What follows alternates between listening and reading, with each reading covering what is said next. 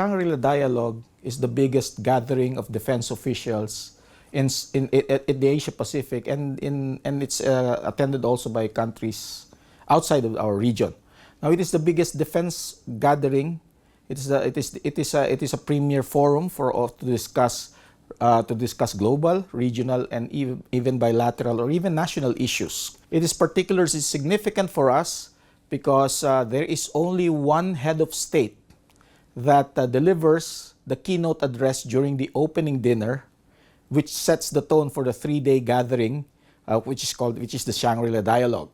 Now, we are very fortunate that former Prime Minister Loong invited President Ferdinand Marcos to deliver this year's keynote address at the Shangri-La Dialogue.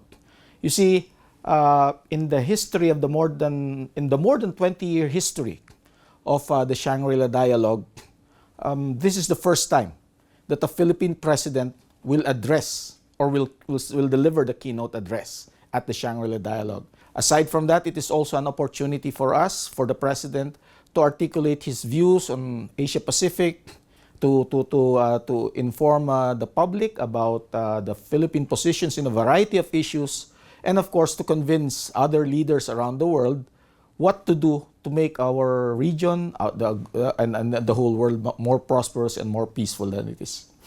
Well, for starters, clarity of our defense and foreign policy would be highlighted by the President. In this particular forum, the President will, of course, tell us what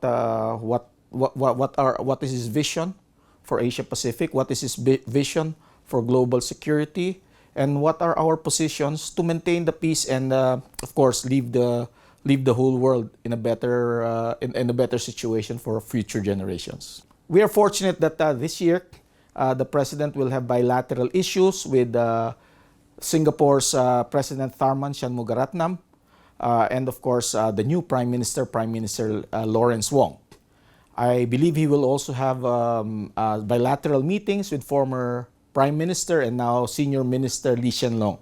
It will be an opportunity for our leader, President Marcos, and Singapore leaders to reaffirm our long-standing excellent relations and of course plan for the future between the Philippines and Singapore. As far as I know, Bagong Pilipinas is a reaffirmation of our goals as a nation, and it is also a roadmap towards achieving those goals. And as I've always said to everyone, supporting the Philippines is both an opportunity and an obligation for all of us Filipinos.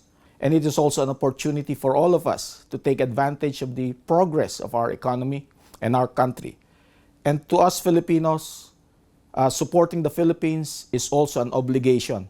It is an obligation so that we will leave the country to a better, stronger, and brighter future for our next generations.